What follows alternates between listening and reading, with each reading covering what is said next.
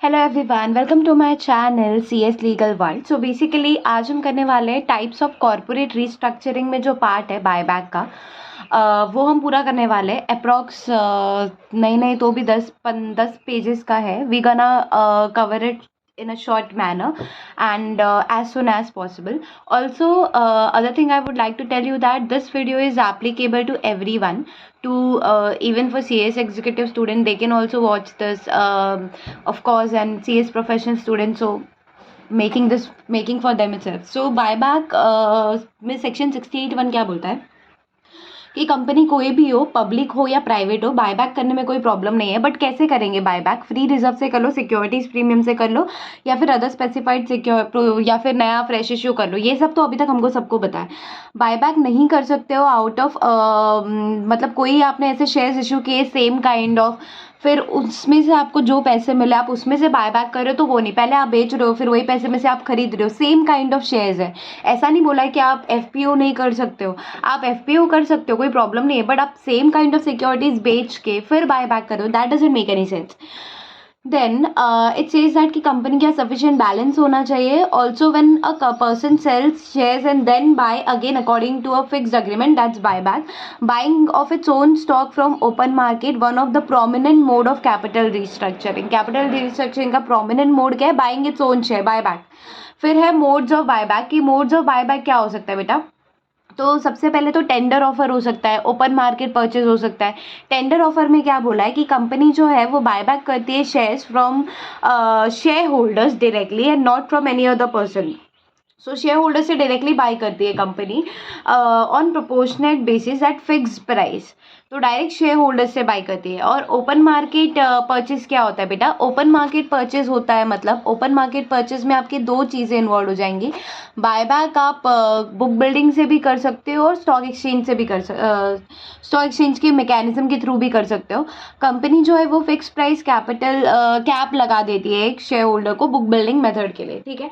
Now advantages of buyback. Advantages में क्या आ जाएगा कि alternate mode of reduction in capital without requiring approval of NCLT. Basically if you have studied CRI तो you know that कि capital restructure जब आप करते हो तो एनसीएलटी के बिना अप्रूवल के आप पत्ता भी नहीं हिला सकते। When we talk about capital restructuring even but जो alternative mode of reduction in capital है, बेसिकली रिडक्शन इन कैपिटल की ज़रूरत कब पड़ती है? रिडक्शन इन कैपिटल की ज़रूरत तब पड़ती है ना जब आप बायबैक के लिए परसेंटेज देखते हो या ऑथराइज शेयर कैपिटल के हिसाब से आपको रिडक्शन करना पड़ता है। So alternative mode of reduction of capital without, मतलब जैसे कि कंसोलिडेशन कर सकते हो, that is part of reduction in share capital. लेकिन उन सब चीज़ों के लिए आपको एनसीएलटी की भी ज़रूरत पड़ती है। हाउएवर बायबैक में is alternate method of reducing your capital without approval of NCLT. इसके लिए आपको एनसीएलटी के अप्रूवल की कोई ज़रूरत है क्या? तो नहीं है।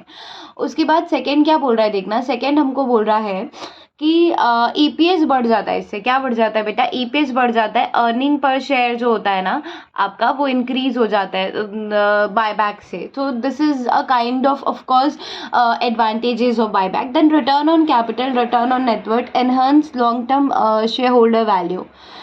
बेसिकली जब आप बायबैक करते हो तो आपका ईपीएस बढ़ता है। जब आपका ईपीएस बढ़ता है, आपके रिटर्न्स बढ़ते हैं, तो कहीं ना कहीं शेयर होल्डर्स का वैल्यू ही इंक्रीज होता है। एडिशनल एग्जिट रूट है ये शेयर होल्डर्स के लिए, जिनको शेयर्स नहीं चाहिए बायबैक में शेयर्स दे तो और ज़्यादा ही पैसे ले लो, ठीक है। फिर है prevent take over. Take over भी नहीं होता बायबैक करने से। टेक ओवर कैसे नहीं होता है जब आप बायबैक करते हो तो? क्योंकि जब आप बायबैक करते हो most of the shares company के प्रमोटर्स के पास होते हैं। नॉर्मली बायबैक, हॉस्टाइल बायबैक कब हो सकता है? जब शेयर होल्डर के थ्रू हो सकता है, लेकिन ये प्रिवेंट करता है take over. Return surplus cash to the share holder. Company के पास सरप्लस कैश है, वो उसको किधर यूटिलाइज करना नहीं चाहती है, तो returning the surplus cash to the share holder by way of buyback. Achieve optimum capital structure, ठीक है। Now legal framework of buyback, तो कंपनीज एक्ट 2013, कंपनी का share capital and debenture rules 14, SEBI buyback regulation 2018, ये govern करता है buyback को। Now we need to understand this thing. Authorization, authorization में क्या बोलना है समझने की कोशिश करना।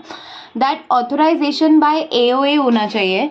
अगर एओए आपने ऑल्टर नहीं किया है, समझ में आई? इफ नॉट ऑल्टर, आपको देखो समझने की सबसे पहले कोशिश करो। ऑथराइजेशन क्या कि आपको किस में ऑथराइजेशन की क्या ज़रूरत है। तो पहला तो रिक्वायरमेंट यही है ना कि एओए से बायबैक ऑथराइज होना चाहिए, ठीक है। और ये भी ज़रूरी नहीं है कि आप एओए को ऑल्टर करो टू ऑथराइज बायबैक, क्योंकि buyback is something that can be made with approval of board of directors at meeting also. I hope you understand that. Sorry my bad. Basically बोलने का मतलब ये है कि buyback has to be authorized by AOA. अगर नहीं authorize है तो ऑल्टर कर लो एओए को, that is article of association. Buyback can be also made through board approval. सबको पता है कि बायबैक बोर्ड अप्रूवल से, बोर्ड रेजोल्यूशन से भी होता है, एसआर से भी होता है, डिपेंडिंग ऑन द नंबर। उसके बाद है क्वांटम ऑफ बायबैक, कि बायबैक कितना करना है। तो BOD can approve buyback up to 10%। अभी अभी बात की कि 10% अगर आप करें तो बोर्ड रेजोल्यूशन से आप बायबैक कर सकते हो। 10% of what? Paid up capital, paid up equity capital plus free reserve. समझ में आया इतना? उसके लिए आपको क्या करना पड़ेगा, आपको अगर आप एसआर पास करके बायबैक करा रहे हो तो आप 25% तक कर सकते हो paid up capital free reserve का। समझा? और ये भी है कि share holders can approve by special resolution up to 25% of total equity capital in that year. तो 10% करो तो बोर्ड रेजोल्यूशन के थ्रू कर सकते हो, और 25% करो तो एसआर के पास करके भी आप कर सकते हो। ये सब पढ़ते आ रहे बचपन से कि post buyback debt equity ratio 2:1 होना चाहिए। उसके बाद है कि बायबैक जो है तो लिस्टेड अनलिस्टेड कंपनी जो है उनका आप कैसे करोगे। तो अगर लिस्टेड कंपनी है तो सेबी के थ्रू बायबैक करना है, और अगर अनलिस्टेड कंपनी है तो चैप्टर 4 ऑफ कंपनीज एक्ट 2013 के हिसाब से बायबैक कर लो, कोई प्रॉब्लम नहीं है। फिर है कि दो बायबैक के बीच में 1 ईयर का गैप होना चाहिए from closure of buyback.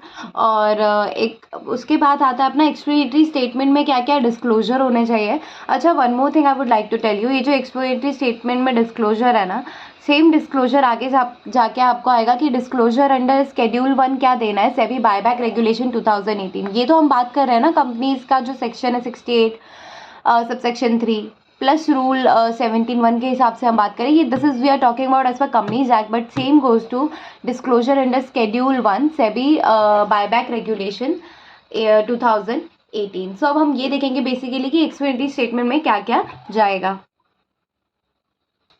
So we all no कि नोटिस के बाद एक्सप्लेनेटरी स्टेटमेंट देना पड़ता है। आपने एसआर पास किया तो एसआर के बाद आपको एक्सप्लेनेटरी स्टेटमेंट भी डालना पड़ता है। आपको हर एक मटेरियल फैक्ट बताना है। ज़रूरत क्या थी बायबैक की, नेसेसिटी क्या थी, क्लास ऑफ शेयर्स कौन से आप इशू कर रहे हो बायबैक में, अमाउंट कितना है जो बायबैक में इन्वेस्ट कर रहे हो, time limit for completion of buyback कितना है, डेट ऑफ बोर्ड मीटिंग की डेट क्या है, ऑब्जेक्टिव क्या है बायबैक के पीछे, number of securities that company proposes to buyback, कितनी सिक्योरिटीज कंपनी बायबैक करना चाहती है, मेथड क्या है अडॉप्शन बायबैक का, क्या प्राइस पे आप बायबैक कर रहे हो, और वो प्राइस जो आप बता रहे हो प्राइस कौन से बेसिस पे आपने निकाला है, maximum amount to be paid for the buyback and the sources of fund from which the buyback would be financed. अब ये थोड़ा इम्पॉर्टेंट है कि मैक्सिमम अमाउंट आपने बायबैक के लिए कितना रखा है, और जितना भी रखा है वो पैसे आपने बायबैक के लिए लाए कहाँ से, उसके सोर्सेज ऑफ फंड क्या है, ठीक है। उसके बाद नेक्स्ट है कि एग्रीगेट शेयर होल्डिंग बता दो किसका बेटा, प्रमोटर का, डायरेक्टर का, और अगर प्रमोटर एक कंपनी है देन डायरेक्टर प्लस केएमपी का एग्रीगेट शेयर होल्डिंग बता दो।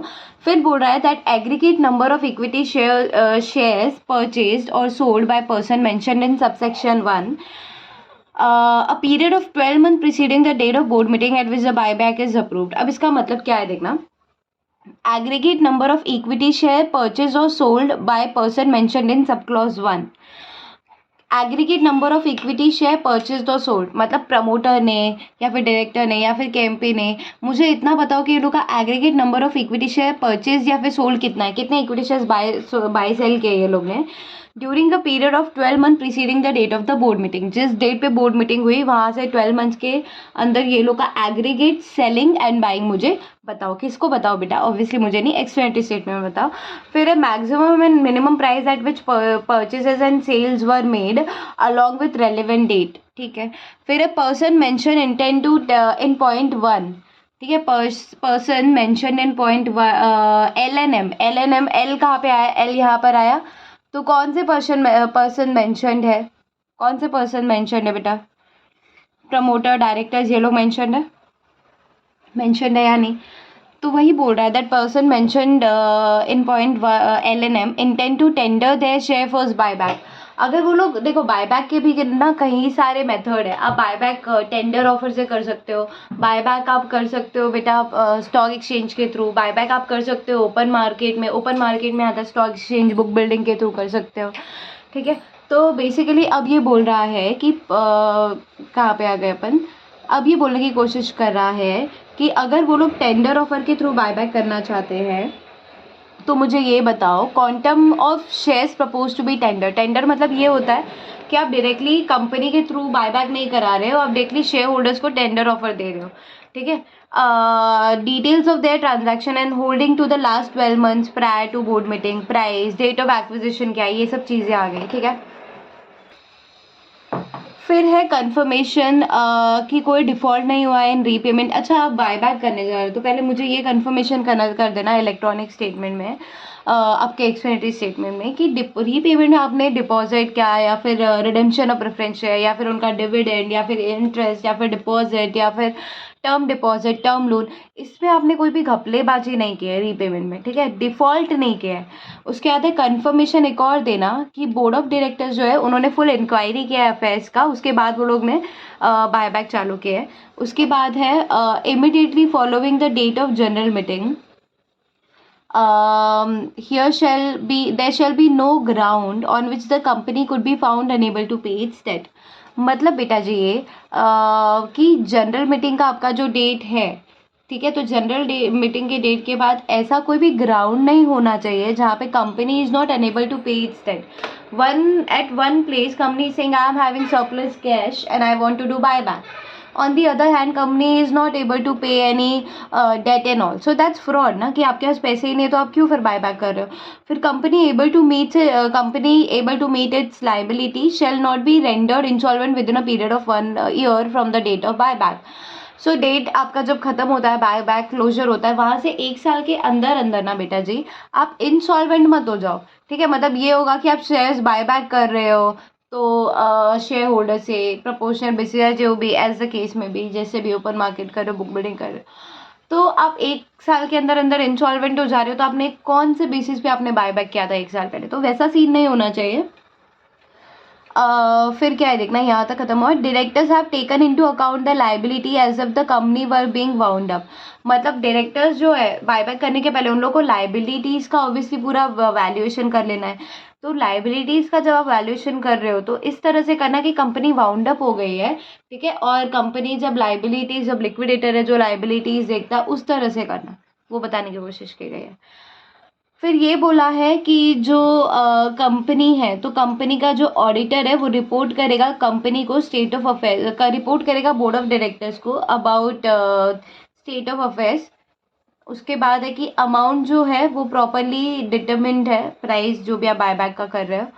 फिर है audited accounts are not more than 6 months old from the date of other document. और अगर मोर देन 6 months ओल्ड है ऑडिटेड अकाउंट तो फिर आप मुझे 6 महीने पहले का जो अनऑडिटेड डेटा है वो दे दो, बाद में आप उसको LRR कर देना, which is limited review result, limited review by auditors of the company, ठीक है। उसके बाद हम आ गए buyback procedure for private and unlisted company. अब ये वाला देखना, कैन यू सी, ये पूरा मैंने आपके लिए कंप्राइज करके सिर्फ इतना सा रखा है। Can you see this needs hard work. I hope this visible to you. मैं थोड़ा सा इसको जूम इन कर देती हूँ, होल्ड ऑन, अब अच्छे से देखेगा आई गेस। चलो देखो बेटा, अब बोलने की कोशिश क्या की गई है ना, buyback procedure for private and unlisted company, जो कि रूल 17 में बताया।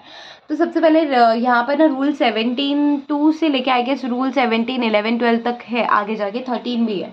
तो सबसे पहले देखना रूल 17(2) क्या बोलने की कोशिश कर रहा है, that first of all company जो है ना before buyback letter of offer देगी ROC को SH8 वाले फॉर्म में देगी, और जो लेटर ऑफ ऑफर दे रही है that has to be sign by 2 director, जिसमें से एक MD होना चाहिए।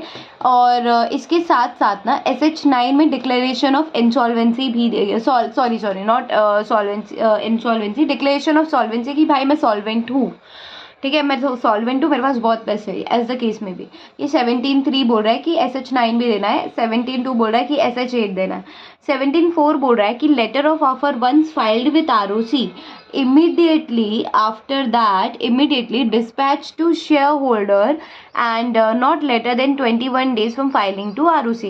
कि एक बार आपने लेटर ऑफ ऑफर फाइल कर दिया है ना ROC के साथ,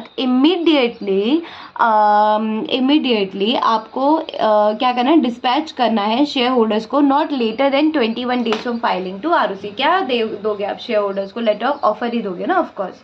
ठीक है, ठीक है. फिर नेक्स्ट देख लो, वैलिडिटी क्या है 17/5 के हिसाब से. तो जब आप ऑफर कर रहे हो ना बायबैक का, तो ओपन होना चाहिए मिनिमम 15 डेज के लिए और मैक्सिमम 30 डेज तक ही आप बायबैक ओपन रख सकते हो. मतलब बायबैक एटलीस्ट 15 दिन का तो होना चाहिए. जब आप बायबैक कर रहे हो तो एटलीस्ट 15 दिन तो ऑफर दो ताकि वो लोग अप्लाई कर सके. मैक्सिमम 30 डेज तक आप ये कार्यक्रम कर सकते हो. From dispatch of letter of offer, ये 15 डेज भी आप कब कर रहे हो? लेटर ऑफ ऑफर जैसे आपने डिस्पैच कर दिया है ना to all members, agree buyback can be for, हाँ, अगर जैसे लेटर ऑफ ऑफर आपने डिस्पैच कर दिया है ना, वहाँ से 15 दिन से 30 दिन के अंदर बायबैक का कार्यक्रम हो सकता है. उसके बाद बोल रहा है कि अगर सारे मेंबर्स अग्री करते हैं तो buyback can be for less than 15 days also, but every single member has to be agreed for that. फिर है एक्सेप्टेंस ऑन प्रोपोर्शनल बेसिस 17/6. अब ये क्या बोल रहा है, that in case offer by share holder is more than the total number of shares to be bought back by company. मतलब company ने बोला मैं 15,000 शेयर्स बाय बैक करने वाला हूँ और शेयर होल्डर्स ने, बहुत सारे शेयर होल्डर्स ने उसके लिए अप्लाई किया, तो 30,000 शेयर होल्डर्स हो गए. तो offer by share holder is 30,000 whereas company has declared that they will buy 15,000. तो ज़्यादा है ना शेयर होल्डर ने जो डिमांड किया है, तो फिर कुछ नहीं, प्रोपोर्शनल बेसिस पे दे देंगे. ठीक है. उसके बाद है time limit for verification. Time limit for verification क्या है, that 17/7 that time limit for verification of offers received within 15 days from BB closure. BB is buyback, so BB बोलते हैं उसको हम लोग. Plus offer deemed to be accepted if no letter of offer by company within 21 days. अब इसका मतलब क्या है समझना. Time limit for verification of what, तो verification of offer received within 15 days from book closure. तो जैसे ही buyback आपका क्लोज हो रहा है, वहाँ से 15 दिन में आपको सारा का सारा वेरिफिकेशन वाला काम कर लेना है. जितने भी ऑफर्स आए विद इन 15 डेज आपको उसको वेरिफिकेशन कर लेना है. और offer deem to be accepted, अगर आपके ऑफर को, जो शेयर होल्डर्स ने जो ऑफर दिया है कंपनी को बायबैक के लिए, हम मान लेंगे कि वो डीम टू बी एक्सेप्टेड है. अगर if accepted if no communication of rejection by company within 21 days. मतलब जब से शेयर होल्डर्स ने ऑफर दिया है कंपनी को, मेरे शेयर्स बाय करो, कंपनी कोई भी कम्युनिकेशन ऑफ रिजेक्शन नहीं भेज रही with in 21 days from such offer, in that case मान लेंगे कि हमारा जो शेयर्स था वो डीम टू बी एक्सेप्टेड है. उसके बाद क्या देखना, उसके बाद है पेमेंट ऑफ कंसिडरेशन. तो पेमेंट ऑफ कंसिडरेशन में क्या बोला है वो लोगों ने, दैट कंपनी जो है वो company make payment within 7 days of limit of verification, that is 15 days from closure of buyback. अब इसका मतलब क्या हुआ कि पेमेंट ऑफ कंसिडरेशन कंपनी कब पेमेंट देती है, तो जैसे ही 15 डेज कंपनी ने वेरिफिकेशन है, कंपनी के पास 15 डेज है वेरिफिकेशन के लिए. Verification of what, verification of offer by share holder for buyback. तो जो 15 डेज है वेरिफिकेशन कर लिया कंपनी ने, तो company has to make payment within 7 days of that, after that 15 days.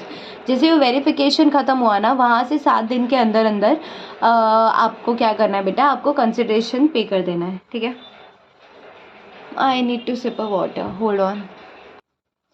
ठीक है. उसके बाद है separate account rule, separate account 17/8 के हिसाब से. वो क्या बोल रहा है, दैट जैसे बायबैक ख़त्म होता है ना, इमिडिएटली कंपनी जो है वो एक सेपरेट बैंक अकाउंट ओपन करती है और जो भी उसमें एक्स्ट्रा कंसिडरेशन रहता है, टेंडरिंग जो किया था बायबैक के लिए, वो उसमें डाल देती है. नॉट इम्पॉर्टेंट बट ठीक है.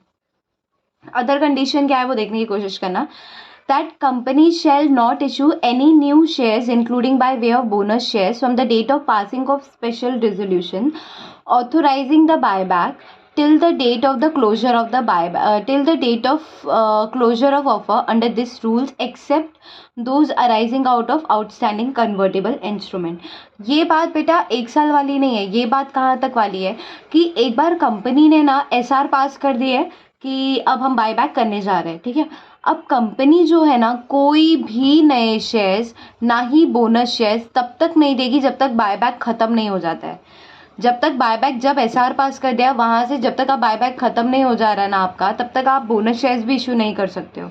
बोनस शेयर्स वैसे नॉर्मली इशू कर सकते हैं, लेकिन सिर्फ बायबैक जब तक क्लोजर नहीं हो रहा है तब तक आप इशू मत करो। लेकिन अगर आउटस्टैंडिंग कन्वर्टेबल इंस्ट्रूमेंट है आपके पास, आउटस्टैंडिंग कन्वर्टेबल इंस्ट्रूमेंट मतलब कि कोई भी डिबेंचर्स या आपने इशू किए थे कन्वर्टेबल डिबेंचर्स जो कि इक्विटी में कन्वर्ट होने वाले थे, तो उनका डेट है between your buyback, book closure नहीं हुआ अभी तक, बायबैक का क्लोजर नहीं हुआ, तो वो चलेगा, वो प्रॉब्लम नहीं है। लेकिन आप कोई नए मत इशू करो, that's the motto behind this line. Second है, the company shall not withdraw the offer once it has announced the offer to the shareholder. क्या बोला मैंने, कंपनी को विड्रॉ नहीं करना offer once it is announce to the offer to the shareholder. एक बार बोल दिया बायबैक करी तो करना पड़ेगा, बाद में आप ऐसे नहीं बोलते मैं तो मजाक कर रहा था, वैसा नहीं चलने वाला है। The company shall not utilise any money borrowed from banks और financial institution for the purpose of buying back its shares, and the company shall not utilise the proceeds of an earlier issue of the same kind of shares और same kind of other specified securities for the buyback. मतलब company को buyback करना है, right, तो borrowed money use नहीं कर सकते हो। आपके पास सरप्लस कैश है ना आपके अकाउंट में, तो आप यूज़ करो। आप बायबैक करना चाहते हो बोरोड अमाउंट लेके फ्रॉम बैंक, तो वो मत करो, वो नहीं चलेगा। फिर है time limit for completion of buyback, तो at least 1 year from passing SR, SR approving buyback. जब आपने एसआर में बायबैक को अप्रूव किया था ना, वहाँ से 1 साल के अंदर अंदर एटलीस्ट आपको क्या कर लेना है, बायबैक कर लेना है। अच्छा, मैं इसका एग्जाम्पल देती हूँ। लेट्स से आपने एसआर पास किया दिसंबर, किस में लेते हैं, अप्रैल में, चलो आपने एसआर पास कर दिया कि आप बायबैक करने वाले हो। Now we all know that कि 1 साल के अंदर अंदर मतलब 31 मार्च तक आपको एटलीस्ट बायबैक करना है, ठीक है। अब आपने बायबैक लेट्स से फरवरी तक नहीं किया, आपने 28 फरवरी को बायबैक चालू किया। अब अप्रैल से लेके 28 फरवरी के बीच में आप कोई भी नए शेयर्स इशू नहीं कर सकते हो जब तक बायबैक क्लोजर नहीं हो जाता। 28 नहीं, बायबैक आप 28 को करिए जब तक बायबैक क्लोज नहीं हो जाता। लेट्स से 15 डेज का बायबैक है, 15 मार्च को ख़त्म हो रहा है, ठीक है। तो तब तक आप बायबैक को क्लोज नहीं कर सकते हो। क्या नहीं कर सकते हो, सॉरी, आप कोई भी नए शेयर्स इशू नहीं कर सकते हो, ना ही आप बोनस शेयर्स दे सकते हो। तो that is the beauty of this line, कि आप कोई भी न्यू शेयर्स इंक्लूड नहीं कर सकते हो जब तक बायबैक क्लोजर नहीं हो सकता। मेथड्स ऑफ बायबैक 68(5, तो कौन कौन से तरीके से आप बायबैक कर सकते हो। आप एग्जिस्टिंग शेयर होल्डर से कर लो, या फिर प्रोपोर्शनल बेसिस पे कर लो, ओपन मार्केट से भी कर सकते हो, या फिर आप purchasing the securities from your own employees, company के एम्प्लॉयज़ को आपने ईसॉप दिया था, स्वेट इक्विटी दिया था, आप उनसे भी बायबैक कर सकते हो, ठीक है, उनसे भी आप बायबैक कर सकते हो। उसके बाद देखना क्या रहा है, 68(7 में क्या बोला है बेटा, 68(7 एक्सटिंग्विशमेंट करना है। वी ऑल नो क्या है, prohibition of further issue of shares और सिक्योरिटीज। अब ये क्या है, मैंने बताया ना, फर्दर इशू ऑफ शेयर्स मतलब वही एफपीओ नहीं कर सकते। So after buyback also within 6 months except bonus issue, fresh issue नहीं कर सकते हो आप। You have to understand this thing. मैंने अभी जो एग्जांपल दिया था कि अप्रैल को आपने बायबैक डिक्लेयर किया, मैं बायबैक करूंगा, आपने डिक्लेरेशन से नहीं लेना ना बेटा, एसआर से लेना है। तो अप्रैल में लेट्स से आपने एसआर पास कर दिया, 28 फेब को आपने बोला मुझे बायबैक, तो आपने चालू कर दिया बायबैक, 15 मार्च को आपका बायबैक ख़त्म हो रहा है, ठीक है। अब 1 अप्रैल से लेके 15 मार्च तक तो आप बोनस शेयर्स ना बोनस इशू कर सकते हो ना फ्रेश इशू कर सकते हो। लेकिन जब 15 मार्च को मेरा बायबैक ख़त्म हो जा रहा है, तो क्या मैं बोनस इशू कर सकता हूँ? हाँ, ऑफकोर्स कर सकते हो। लेकिन 15 मार्च से 6 महीने के अंदर अंदर आप कोई भी फ्रेश इशू नहीं कर सकते हो। तो फ्रेश इशू के लिए 6 महीने और अपने को रुकना पड़ेगा। समझ में आई इतनी चीज़। फिर register of buyback, register of buyback आपको मेंटेन करना पड़ेगा इन SH10। उसके बाद है 6810 which is return of buyback. अब कंपनी जो है buyback once they done with the buyback, within how many days बेटा, within how many days, तो within 30 days, okay, within 30 days file करेगी with ROC plus SEBI SH11 plus SH15, जो कि sign bye होगा director, उसमें से एक MD होना चाहिए। SH11 फॉर्म देगी, और फीस वगैरह देगी। किसको देगी? रजिस्ट्रार एंड मतलब ROC सभी को। फिर 6811 क्या बोलने की कोशिश कर रहा है कि कंपनी और कंपनी के ऑफिसर दोनों ने कोई भी डिफॉल्ट किया है तो इंडिविजुअली कंपनी को भी 1 लाख से 3 लाख लग सकता है, ऑफिसर को भी 1 लाख से 3 लाख का पेनल्टी लग सकता है।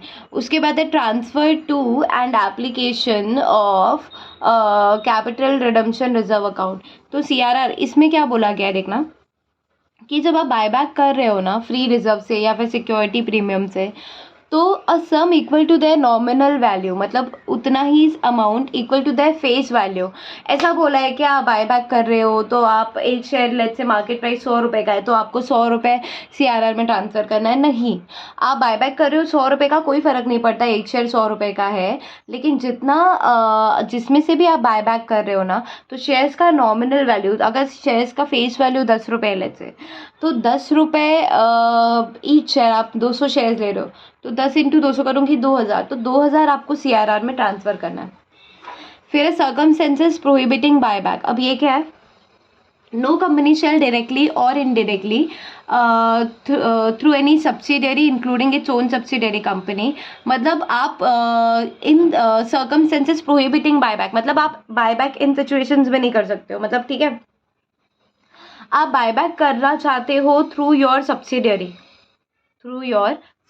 नहीं चलेगा बेटा। तुम्हारी सब्सिडरी के पास 5 लाख शेयर्स है, ठीक है, अब तुम बोल रहे हो मुझे 5 लाख शेयर्स दे दे मेरी सब्सिडरी कंपनी, तो मेरे 5 लाख शेयर्स दे दे, या एज द केस में भी जो पहले से होल्ड किए हुए, तो वो आप नहीं कर सकते हो। थ्रू एनी इन्वेस्टमेंट कंपनी भी आप बायबैक नहीं कर सकते हो, ठीक है। और अगर डिफ़ॉल्ट होता है रीपेमेंट ऑफ डिपॉजिट, ये वाली लाइन पहले भी पढ़ी है, डिपॉजिट आप रिडेम्पशन नहीं कर रहे हो डिबेंचर्स को, डिविडेंड नहीं दे रहे हो प्रेफरेंस शेयर होल्डर्स का, इंटरेस्ट नहीं पे कर रहे हो, in that case also you are prohibited to do that. उसके बाद क्या है देखना, I hope it's all visible to you guys. Buyback is not prohibited default, अगर हाँ आपने ये वाला जो प्रॉब्लम किया है ना, कौन सा वाला, अगर आपके जो डिफ़ॉल्ट थे वो रेमेडिड हो गए, मतलब कि रेमेडी मतलब कैसे समझाओ, आपने डिबेंचर होल्डर को इंटरेस्ट नहीं दिया था। अब डिबेंचर होल्डर को इंटरेस्ट नहीं दिया था तो लेट्स से आपने 6 महीने नहीं दिए, उसके बाद आपने दे दिए। अब जिस डेट पे आपने दिया है ना वहाँ से 3 साल के अंदर 3 साल के बाद उसके बाद आप बायबैक कर सकते हो, लेकिन वो 3 साल तक नहीं, जब आपने वो रिमाइंडेड किया है ना वहाँ उससे 3 साल के बाद आप बायबैक फिर से कर सकते हो। फिर है that company has not complied with provision of section, मतलब ये कंपनी भी बायबैक नहीं कर सकती जो कंपनी 92 सेक्शन है कंपनीज का एनुअल रिटर्न, या फिर declaration of dividend 127, punishment of for failure to distribute dividend section 129 financial statement. इसमें अगर आप कोई डिफ़ॉल्ट कर रहे हो तो 3 साल वाला कैटेगरी भी नहीं है कि 3 साल के अंदर आप बायबैक करो, चाहे वैसा भी नहीं है, आपको अलाउड ही नहीं करेंगे आप बायबैक गलती से भी कर लो।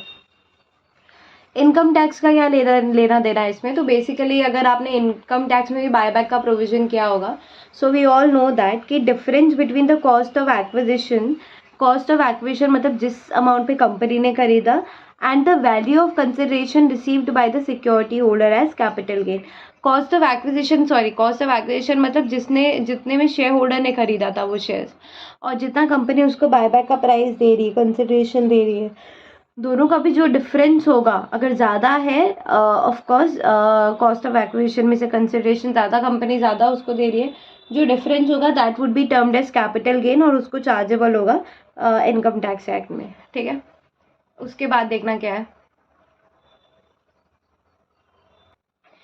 अब यहाँ पर आता है buyback procedure for listed securities. तो लिस्टेड सिक्योरिटीज़ है अगर, और उनका अगर आपको बायबैक करना है तो प्रोसीजर क्या है। सो लिस्टेड कंपनी अगर बायबैक करना चाहती है तो listed company has to comply with companies act, SEBI take over, LODR, SEBI का obviously LODR, buyback regulation SEBI का prohibition of insider trading 2015, FEMA, ये सारी चीज़ें लिस्टेड कंपनी को कंप्लाई करनी पड़ेगी बायबैक करने के लिए। उसके बाद है कि सेबी का जो बायबैक रेगुलेशन 2018 है, तो वो बोल रहा है कि एसआर के साथ आपको एडिशनल डिस्क्लोजर भी देना पड़ेगा। वो डिस्क्लोजर क्या है वो यहाँ पर है, दैट कि कौन सा मेथड ऑफ बायबैक है, ये कहीं ना कहीं एक्सप्लेनेटरी स्टेटमेंट वाला ही है, बट ठीक है दिया है तो दिया है। मेथड्स ऑफ बायबैक क्या है, filing of offer document, public announcement, अच्छा थोड़ा सा डिफरेंस है। ऑफ़र प्रोसीजर क्या है? ऑफ़र प्रोसीजर मतलब टेंडर ऑफ़र कर रहे हो, ओपन मार्केट से कर रहे हो, कैसे कर रहे हो? Opening of escrow account etcetera, general obligation of company and merchant bank etcetera. तो ये सारी चीज़ें आपको कहाँ देनी पड़ेगी बेटा? एसआर के साथ आपको एडिशनल डिस्क्लोजर ये देना पड़ेगा। उसके बाद है special resolution and additional disclosure requirement, कि स्पेशल रेजोल्यूशन के साथ आप एडिशनल डिस्क्लोजर क्या दोगे, ठीक है। और अगर आपकी वो एक्सपेंडिचर स्टेटमेंट में है, देखना यहाँ पर क्या बोला है, ध्यान से देखना।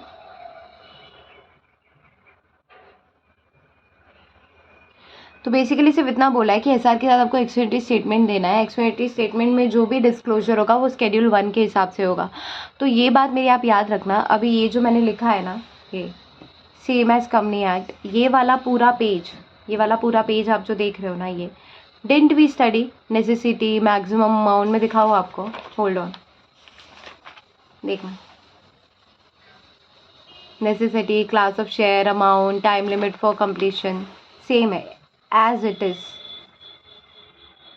Price, amount receive, necessity, method, in fact ये सारा वाला पूरा पार्ट सेम है। तो सेम एज कंपनीज एक्ट है, शेड्यूल 1 है ये, ठीक है। तो अब बायबैक के लिए अगर आपको एक्सपेंडिचर स्टेटमेंट में क्या देना होगा, तो जो हमने पढ़ा वही है, सेम है। उसके बाद है कि copy of above resolution pass at general meeting filed with SEBI stock exchange in case resolution pass at board meeting then within 2 working days, और अगर नहीं है तो how many days, within 7 working days, ठीक है। ये तो same as companies act है, कुछ मतलब नहीं है दोबारा रिपीट करके। Now we doing methods of buyback. So we know that now कि बायबैक अगर लिस्टेड सिक्योरिटीज़ के थ्रू करना है तो कंपनीज को ये कंप्लाई करना है, एसआर के साथ एडिशनल डिस्क्लोजर देना है जो कि एक्सपेंडिचर स्टेटमेंट में होगा, और वो एक्सपेंडिचर स्टेटमेंट हमको सेम यही वाला पूरा लिख कर आना है। आई होप इतना समझ में आया होगा। Now we doing methods of buyback. देख लेते कितना है एक बार घुमा के। एक ये है, ये रहा, how many pages, 1 2 3 4 5 6 7, there are more 8 pages. I think that should finish within 10 minutes हो जाना चाहिए। चलो, कितना अभी आधा घंटा तो ऑलरेडी हो चुका है, 45 मिनट्स तक जाना चाहिए वीडियो। देखते हैं मेथड्स फॉर बायबैक क्या है रेगुलेशन 4 के हिसाब से। तो आप वही बताएं, एग्जिस्टिंग शेयर होल्डर से कर लो या तो प्रोपोर्शनेट बेसिस पे कर लो, ओपन मार्केट से आप बुक बिल्डिंग प्रोसेस या स्टॉक एक्सचेंज के थ्रू कर सकते हो, ऑड लॉट होल्डर से भी आप कर सकते हो। ऑड लॉट होल्डर का जो प्रोसेस रहेगा ना किसका, बायबैक का, वो सेम एज टेंडर ऑफर ही होगा। अभी हम टेंडर ऑफर पढ़ेंगे, वही same odd lot offer holders के भी होंगे। फिर बोल रहा है कि नो ऑफर ऑफ 15% और more of paid up capital and free reserve shall be made from open market. जब आप ओपन मार्केट से बुक बिल्डिंग कर रहे हो ना, तो आप 15% से ज़्यादा का ऑफर आप कर ही नहीं सकते हो, मतलब शेयर होल्डर्स को कि इतना आप दे दो। 15% से ज़्यादा का नहीं, 15% भी किसका बेटा, paid up capital and free reserve का। फिर बोला है कि कंपनी जो है ना वो offer of buyback with in 1 year of buyback नहीं कर सकती है। मतलब एक बायबैक हो गया, फिर आप बोलो 6 महीने का दूसरा बायबैक करना है, तो वो नहीं। एक बायबैक जब क्लोज हुआ वहाँ से 1 साल तक के आप दूसरा बायबैक नहीं ला सकते हो। तो 2 बायबैक के बीच में बेसिकली गैप कितना होगा, 1 ईयर का होगा, ठीक है। उसके बाद क्या बोला है कि company can not also do the buyback through negotiated deals नहीं कर सकती है, ठीक है। ये जो जितने मेथड दिए हैं ना सिर्फ उतने से ही कर सकती है। नेगोशिएटेड डील या फिर प्राइवेट अरेंजमेंट या फिर बायबैक ही आप कर रहे हो डीलेस करने के लिए शेयर्स, या फिर स्पॉट ट्रांजैक्शन कर रहे हो, तो ये सब नहीं चलने वाला है। सिर्फ इधर जो बोला है ना वही चलने वाला है। आई होप इतना डन है। फिर है buyback from existing security holder through tender offer odd lot buyback. मैंने बोला ना tender offer and odd lot buyback same है। तो बेसिकली आपको रिजर्व करके रखना है स्मॉल शेयर होल्डर के लिए कितना, 15% of worth of number of securities और number of securities entitle as per their share holding which ever is higher. ये इतना इंपॉर्टेंट नहीं है। फिर इतना याद रखना कि स्मॉल शेयर होल्डर्स के लिए 15% of number of securities reserve करके रखना है। फिर है एडिशनल डिस्क्लोजर, टेंडर ऑफर में है, देख लेते क्या है। विजिबल, ठीक है। इफ बायबैक अगर आप थ्रू टेंडर ऑफर कर रहे हो ना, तो addition to disclosure required under schedule 1। तो शेड्यूल 1 कौन सा था बेटा, शेड्यूल 1 वही ना जो एक्सपेंडिचर स्टेटमेंट में डिस्क्लोजर देना है। तो आपने जो शेड्यूल डिस्क्लोजर एक्सपेंडिचर स्टेटमेंट में, तो याद रखना आप टेंडर ऑफर करो कहीं पे भी करो, जब आपको डिस्क्लोजर की बात आएगी ना तो शेड्यूल 1 या फिर एक्सपेंडिचर स्टेटमेंट को भूलना मत। I am sorry. तो इसमें सिर्फ इतना बोला है, I am really sorry for that, इसमें सिर्फ इतना बोला है कि जब आप बायबैक कर रहे हो तो शेड्यूल 1 का जो डिस्क्लोजर है टेंडर ऑफर में कर रहे हो तो वो तो देना ही पड़ेगा। उनके एडिशन में क्या है, तो to be made to the expenditure statement, वो भी आपको एक्सपेंडिचर स्टेटमेंट में डालना पड़ेगा, which is buyback shall be made maximum price at which buyback shall be made, मतलब मैक्सिमम कितना प्राइस आप बायबैक का कर रहे हो। फिर BOD authorize at general meeting, board of director authorize है क्या जनरल मीटिंग में। और अगर प्रमोटर इंटेंड कर रहा है ऑफर बायबैक के लिए, so the quantum of share to be tendered and detail of their holdings for the last 6 months prior to the passing of SR. Promoter भी बोल रहा है कि मेरे को भी अपने शेयर्स टेंडर करना है बायबैक के लिए, तो ये बताना कि last 6 months prior to passing of SR उनका क्या होल्डिंग था, शेयर होल्डिंग क्या था, कितने बाय सेल किए वो लोग ने, देखने के लिए। ठीक है, उसके बाद आ जाते हैं हम public announcement and filing of OD. यहाँ पर है public announcement and filing of OD regulation 7 and 8, वो हम लोग यहाँ से करने वाले हैं। I hope it's visible to you all. तो सबसे पहले देखना क्या बोल रहा है कि कंपनी जो है ना बेटा वो या तो वो ऑब्वियसली एसआर पास करेगी या तो बीआर। एसआर कब करेगी, जब 25% तक उसको करना है, 10% तक करना है तो बीआर। तो जो भी कंपनी ने पास किया है पब्लिक अनाउंसमेंट उसको कब देना है, 2 working days इन न्यूज़पेपर में देना है। और पब्लिक अनाउंसमेंट की कॉपी उसको सेबी को देनी है within 5 working days of public announcement. मतलब समझ में आया क्या कि जब आपने बोर्ड रेजोल्यूशन या स्पेशल रिजल्ट पास किया एज द केस में भी, वहाँ से 2 दिन के अंदर अंदर आपको पब्लिक अनाउंसमेंट देना है। और जो आपने पब्लिक अनाउंसमेंट दिया है न्यूज़पेपर में उसकी कॉपी आपको सेबी को देनी है। और सेबी को कब देनी है, within 5 working days of public announcement and letter of offer to SEBI. और उसके बाद जब आपने सेबी को दिया तो सेबी जो भी कमेंट करेगी अच्छा बुरा वो with in 7 working days of receipt कर लेंगे। उसके बाद है ऑफर प्रोसीजर। ऑफर प्रोसीजर इतना सा है चलो, you want me to do this or shall I leave, I don't know, just this whole thing going on. How many pages are still there, 1 2 3 4 5 6 7 shall I take this or not, mixed mind, chalo not an issue, I just need to use this I guess।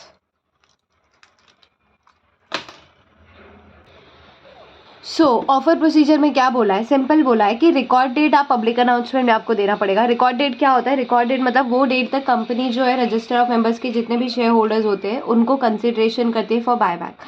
तो record date company को mention करना पड़ेगा in public announcement.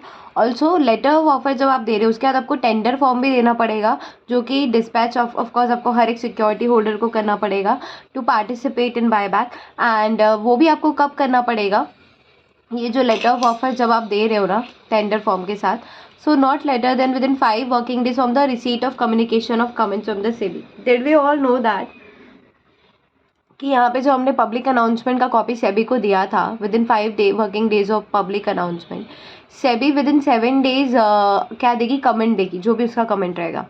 ठीक है, अब वो comment से within 5 working days हमको क्या करना है, वो जो कमेंट हमको मिला उसके विद इन 5 working days हमको लेटर ऑफ ऑफर सारे सिक्योरिटी होल्डर्स को डिस्पैच कर देना है विद टेंडर फॉर्म। उसकी बात है कि जो अनरजिस्टर्ड शेयर होल्डर है ना बेटा, जो अनरजिस्टर्ड शेयर होल्डर है ना, आई hope it's visible, not very much white, something like that, visible है ना, शैल आई मूव दिस, चलो देखना फिर क्या बोल रहा है कि जो अनरजिस्टर्ड शेयर होल्डर है ना, he may also tender is share to for buyback with as from what, तो from transfer deed itself he can also do that. Date of opening of offer not later than 5 working days from date of dispatch of letter of offer. जब आपने letter of, ये देखो ये 5 days से, अगर आपको समझ आए तो सेबी जो कमेंट दी खाली वो 7 दिन में, बाकी का 5 ही है within 5 days, after 5 days। तो जब सेबी का कमेंट वगैरह आ गया था विद इन 5 days आपने डिस्पैच कर दिया था लेटर ऑफ ऑफर। अब आपका जो लेटर ऑफ ऑफर आपने जो डिस्पैच किया ना, वहाँ से 5 days के अंदर अंदर आपको क्या करना है, वहाँ से date of opening of offer not later than 5 working days from the letter of, मतलब 5 से 5 डेज़ के अंदर आपको अपना बायबैक का जो कार्यक्रम है वो चालू कर देना है। फिर है offer for buyback remain open for period of 10 working days, ठीक है। उसके बाद है shares propose to be bought back shall be divided into 2 categories. कौन सी कैटेगरी है? Reserve category from small for small share holders and the general category to the for the other share holder. फिर है escrow account. Escrow account यहाँ पे भी है, वहाँ पर भी है, चलो देख लेते हैं। तो basically consideration payable does not exceed. Escrow account में आप कितने डालोगे? अगर आप 100 करोड़ का बायबैक ऑफर कर रहे हो ना, तो 25% ऑफ अमाउंट आपको कहाँ पे डालना पड़ेगा बेटा? Consideration payable to your escrow account. Escrow account में आपको सबमिट कराना पड़ेगा, डिपॉजिट कराना पड़ेगा। और 100 करोड़ से ज़्यादा का आप ऑफर दे रहे हो ना, तो 25% जो है अप टू 100 करोड़ आपको 25% तक का अमाउंट उसका एस्क्रो में जमा कराना है। तो 100 करोड़ का 25% कितना हो गया? 250 करोड़, प्लस बाकी जितने भी एडिशनल अमाउंट है उसका 10% आपको एस्क्रो अकाउंट में पहले से जमा करा के रखना है बायबैक के लिए, ताकि ऐसा ना हो ना बाद में शेयर्स दे दे और आप पैसे नहीं दे रहे हो। तो एस्क्रो अकाउंट के भी कुछ रूल्स है कि इतने आपको जमा करा के रखने पड़ेंगे। फिर है कि अगर आप ये जो है ना वो डिटेल में आएगा पीछे कि कैश डिपॉजिट करोगे तो क्या, बैंक गारंटी करोगे तो क्या, ठीक है। तो ये मैं अभी नहीं पढ़ा रही, सिर्फ इतना पढ़ो कि बैंक गारंटी जब आप करो तो डिपॉजिट आपको करना पड़ेगा बैंक में, और वो भी कैश में करना पड़ेगा, at least 1% of the total consideration जब आप बैंक गारंटी के थ्रू करते हो। बाकी ये सारी चीज़ें पीछे बाकी हुई है तो अभी नहीं पढ़ा रहे, आएगा तब पढ़ेंगे। Extinguishment of bought back securities regulation 11, ये इंपॉर्टेंट लग रहा है मुझे, देखना। कंपनी जो है ना वो एक्सटिंग्विश करती है physically in the presence of home. तो बेटा आरटी या तो मर्चेंट बैंकर होना चाहिए, एक स्टैट्यूटरी ऑडिटर, ये दोनों रहने चाहिए, ठीक है। उसके बाद ये कभी करेगी? Within 15 days from the date of acceptance of offer. तो let's say within 15 days from date of acceptance of offer, तो एक्सेप्टेंस ऑफ ऑफर चालू हो गया, ठीक है, जब जब उसने एक्सेप्ट किया होगा वहाँ से वो 15 डेज लेगी कि इतने दिन में तो एटलीस्ट एक्सटिंग्विश हो जाना चाहिए। और एक बार आपका बायबैक ख़त्म हो जाता है तो वहाँ से 7 डेज़ में तो कम से कम एक्सटिंग्विश हो ही जाना चाहिए। ये फिर ये बोला है कि period of 15 days shall in no case beyond 7 days, मतलब एक्सपायर होने के 7 डेज़ में, बायबैक ख़त्म हुआ उसके 7 डेज़ में तो सारी सिक्योरिटीज एक्सटिंग्विश हो जानी चाहिए। लेकिन जब आपने ओपन ऑफर रखा बायबैक के लिए, वहाँ से 15 डेज़ में भी आप 15 डेज़ के बाद भी सारे शेयर्स जो है एक्सटिंग्विश कर सकते हो, लेकिन जो 7 डे है वो तो लास्ट है कि क्लोज होने के 7 डेज में तो कम से कम हो जाना चाहिए। 15 डेज और 7 डेज को मिक्स मत करना। बायबैक अगर ऑलरेडी डीमटेरियलाइज फॉर्म में तो डिपॉजिटरीज को फॉलो कर लो, रेगुलेशन जो भी दिया है वो। फिर है कंपनी जो है ना वो क्या करते हैं, कंपनी जो है वो सर्टिफिकेट देती है सेबी को, और वो certificate has to be verified by whom बेटा, आरटी या तो merchant banker, +2 director, plus director जो रहेगा उसमें से एक एमडी को रख लो, प्लस स्टैट्यूटरी ऑडिटर।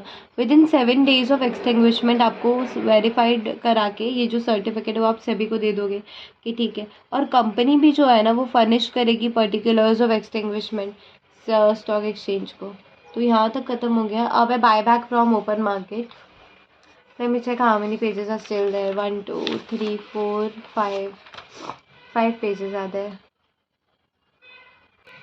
आई थॉट 45 मिनट तक हो जाएगा, बट 43 मिनट ऑलरेडी हो गया and we still remaining with 5 pages. Let's do that. ठीक है, अगर आप बायबैक ओपन मार्केट के थ्रू कर रहे हो ना तो स्टॉक एक्सचेंज और बुक बिल्डिंग के थ्रू आप कर सकते हो। तो ओपन मार्केट मतलब क्या, तो या तो स्टॉक एक्सचेंज से करा लो या तो बुक बिल्डिंग से करा लो, लेकिन आपको क्या करना पड़ेगा, 50% of the amount marked for buyback वो आपको यूटिलाइज करना पड़ेगा फॉर बाइंग बैक शेयर्स। जितना भी आपने बायबैक करके रखा है, जितना बायबैक के लिए पैसे रखे, उसमें 50% ऑफ अमाउंट आप बायबैक के लिए यूज़ कर सकते हो। फिर क्या है, buyback through the stock exchange. अब स्टॉक एक्सचेंज के थ्रू करोगे तो क्या होगा, तो buyback should not be from, buyback आप स्टॉक एक्सचेंज से कर रहे हो ना तो आप प्रमोटर या फिर पर्सन एक्टिंग इन कंसर्ट से नहीं कर सकते हो। समझ आ रही है इतने? जब हम बायबैक करते हैं स्टॉक एक्सचेंज के थ्रू ना तो हम प्रमोटर या फिर पैक के थ्रू नहीं कर सकते, पर्सन एक्टिंग इन कंसर्ट। फिर कंपनी जो है वो क्या करती है, वो अपॉइंट करती है मर्चेंट बैंकर को, मर्चेंट बैंकर को अपॉइंट करती है और पब्लिक अनाउंसमेंट में कंपनी मेक पब्लिक अनाउंसमेंट भी कंपनी करेगी उसके 2 दिन के अंदर, कब करेगी बेसिकली, तो PA within 2 days of board resolution या फिर एसआर। तो जब आपका बीआर एसआर हो गया, वहाँ से 2 दिन के अंदर कंपनी जो है वो पब्लिक अनाउंसमेंट करेगी और अपॉइंट करेगी सेम डेट पे मर्चेंट बैंकर को। कंपनी जो है वो फाइल करेगी copy of public announcement to SEBI, ठीक है। उसके बाद जो लास्ट पॉइंट है वो देखना क्या है, कंपनी बायबैक ऑफर देती है तो company buyback offer shall open not later than 7 working days from the date of public announcement and shall close within 6 months from the date of the opening of the offer. So we all know one thing here. Hold on.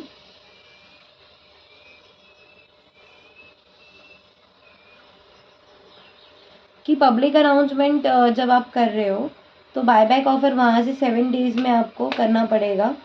Public announcement कर दिया, वहाँ से 7 days के अंदर आपको buyback करना पड़ेगा।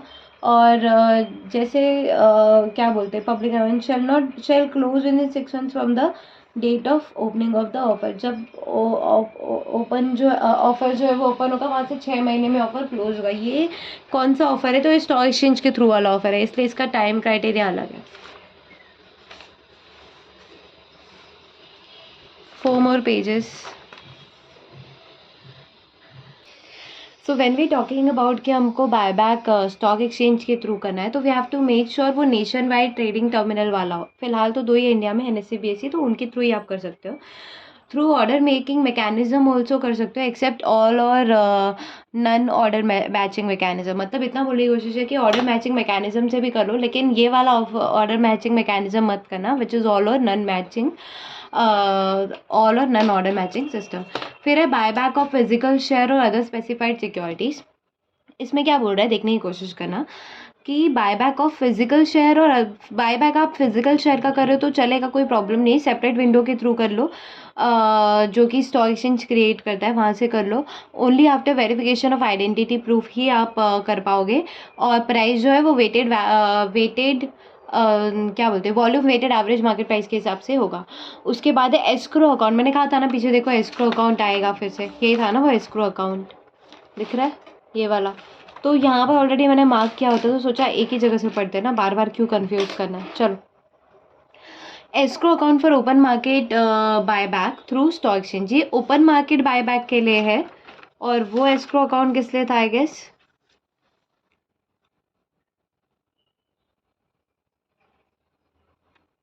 ये था फिर टेंडर ऑफर के लिए था शायद, देखने दो।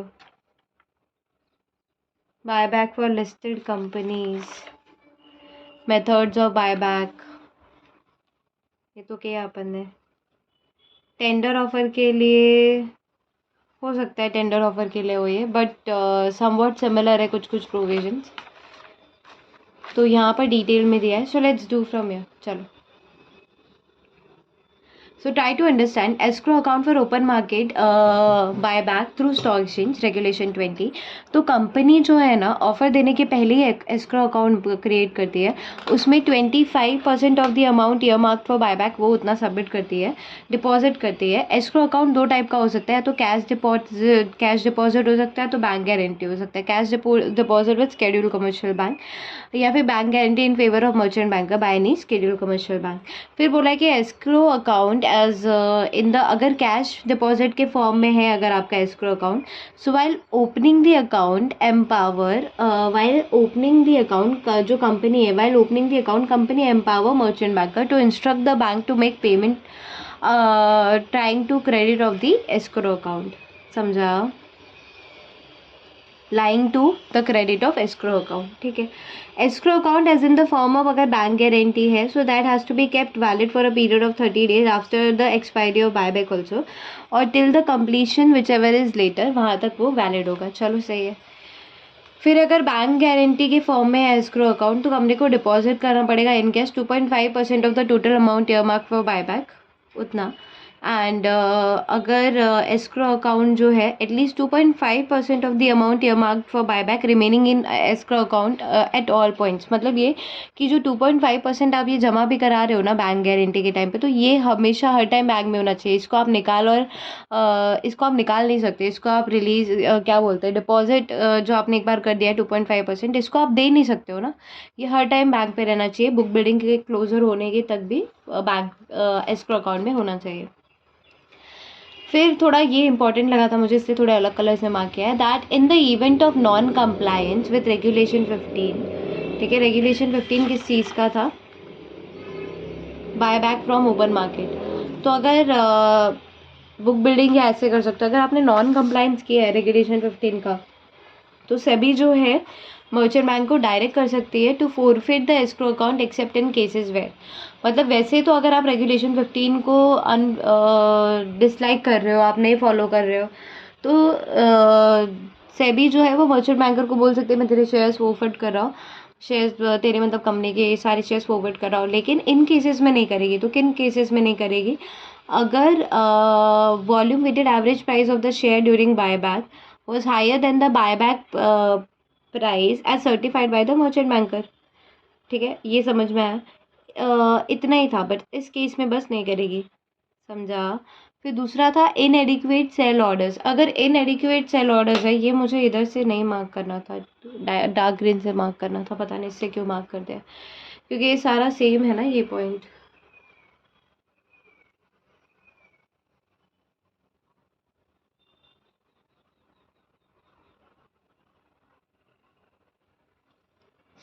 तो सर्कमस्टेंसेस कंपनी के बियॉन्ड है, तो फिर कंपनी ज़बरदस्ती थोड़ी रेगुलेशन 15 फॉलो कर पाएगी।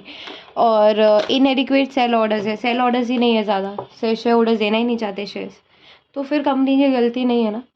तो in that case also SEBI forfeit नहीं करने वाली है। चलो इतना वो buy back through book building करेंगे अभी। How many pages are there, 1 2 2 पकड़ के चलो।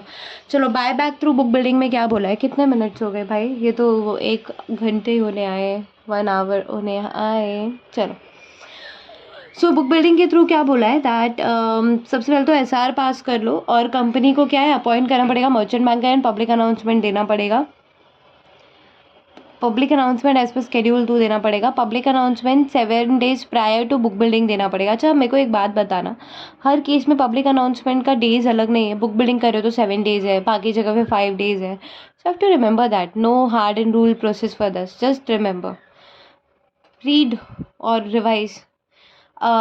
Disclosure in the public announcement, then deposit an escrow account before the date of public announcement. Public announcement दे दिया, वहाँ से 2 दिन के अंदर सेबी को आप क्या दे दोगे बेटा, सेबी को आप क्या दोगे, announcement of file with in 2 days of announcement of buyback. जब आपने बायबैक का अनाउंसमेंट कर दिया है ना, वहाँ से आपको फाइल करना पड़ेगा पब्लिक अनाउंसमेंट का कॉपी सेबी को विद इन 2 डेज। फिर है थ्रू बायबैक, अगर बायबैक जो है वो through electronic link transparent facility भी करा सकते हो। और basically the number of bidding centres should not be less than 30, at least 30 bidding centre होने चाहिए, and at least 1 electronically link computer terminal at all bidding centres होना चाहिए, समझा इतना। अब अपने को ये वाला पेज और ये वाला पेज बस इतना ही करना है, ठीक है।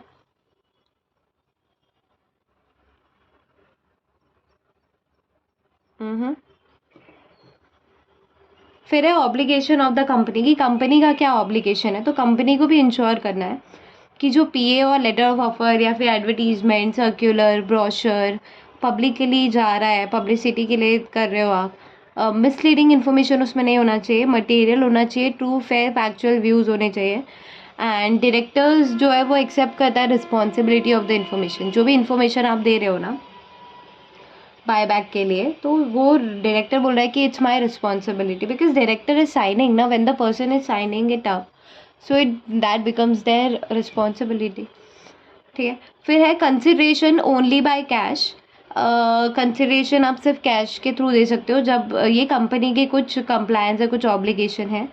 उसके बाद है company shall not withdraw to buy back after, एक बार आपने draft letter of offer file कर दिया ना सेबी को, या फिर आपने पब्लिक अनाउंसमेंट कर दिया, उसके बाद आप विदड्रॉ नहीं कर सकते। आप बोलोगे नहीं फिर मैं तो मजाक कर रहा था, क्योंकि जब आप बाय बैक के लिए बोलते हो तो पीपल नो दैट कि इसके शेयर का प्राइस बढ़ने वाला है, तो मार्केट में आपके शेयर्स की डिमांड चालू हो जाती है। बाद में आप बोले मैं तो मजाक कर रहा था, तो वैसा नहीं चलने वाला है ना बेटा, ठीक है। उसके बाद promoters shall not deal in shares और securities of market including inter se transfer.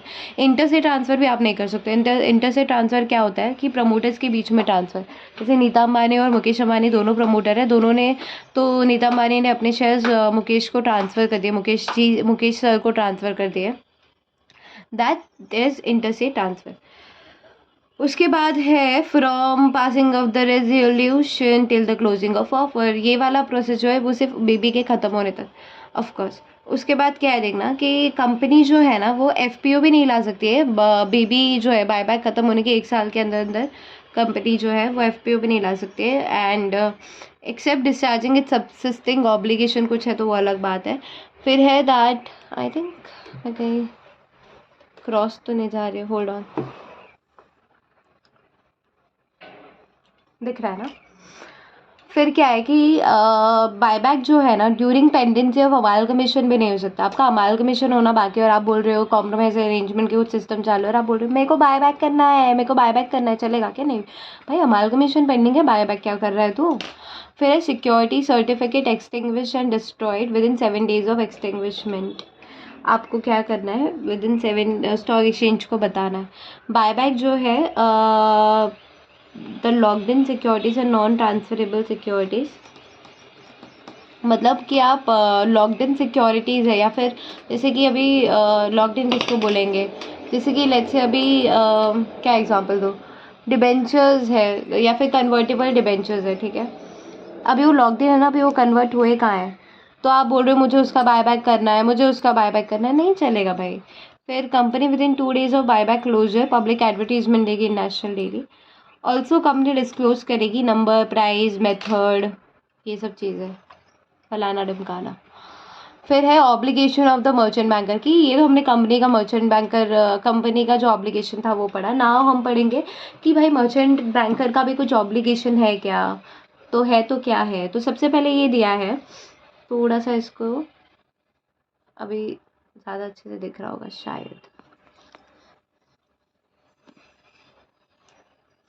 तो सबसे पहले क्या है, that company is able to implement the offer, ठीक है। प्रोविजन कंप्लाइड है escrow अकाउंट के, firm arrangement for money, letter of offer जो है दे दिया है और पब्लिक अनाउंसमेंट कर दिया है। मर्चेंट बैंकर जो है वो ड्यू डिलिजेंस सर्टिफिकेट देगा plus draft letter of offer देगा सभी को। ड्यू डिलिजेंस जो है उसके जो कंटेंट्स है वो true fair plus draft letter of offer कीजिए। जो भी ड्यू डिलिजेंस सर्टिफिकेट या लेटर ऑफ ऑफर आप दे रहे हो उसकी जो कंटेंट है that has to be true fair adequate, quoting the source wherever necessary है। Section 68, 69, 70 of the income tax. So what's wrong with me? Companies Act, भाई income tax किधर आ रहा है? That has to be complied with, and upon fulfillment of all obligations to release the balance amount uh, from your escrow account within 15 days, तो वो चलेगा from baby closure. आपको सभी को रिपोर्ट देनी पड़ेगी विद इन 50 days, और आप रिलीज भी कर सकते हो जो एक्स्ट्रा मनी रहेगा। So basically we are done, if you can see lesson round up. यहाँ पे कुछ क्वेश्चन है, एक बार देख लेते हैं ऐसे, बट इसमें कॉर्पोरेट रिस्ट्रक्चरिंग के भी क्वेश्चन होंगे। बायबैक वाले उठाते हैं, चलो। What do you mean by buyback of share or specified securities under the Companies Act 2013? तो जो स्टार्टिंग में हमने पढ़ा ना सेक्शन 68 वो लिख देना। Explain the relevant provision of the act. What are the different alternative available to company for buyback? Buyback के लिए डिफरेंट ऑल्टरनेटिव क्या है, तो बुक बिल्डिंग से करते हो, स्टॉक एक्सचेंज से कर सकते हो। Enumerate the provision relating to escrow account under SEBI buyback regulation 2018, तो जो लास्ट में पढ़ा वो बताना है। फिर discuss the obligation of merchant banker under SEBI, जो भी लास्ट का क्वेश्चन किया वो है। So this is how your chapter is over. तो बायबैक कर लिया हमने। If you can see buyback we are done with. इस चैप्टर में ऑलरेडी अगर मैं दिखाऊँ आप लोगों को, होल्ड ऑन,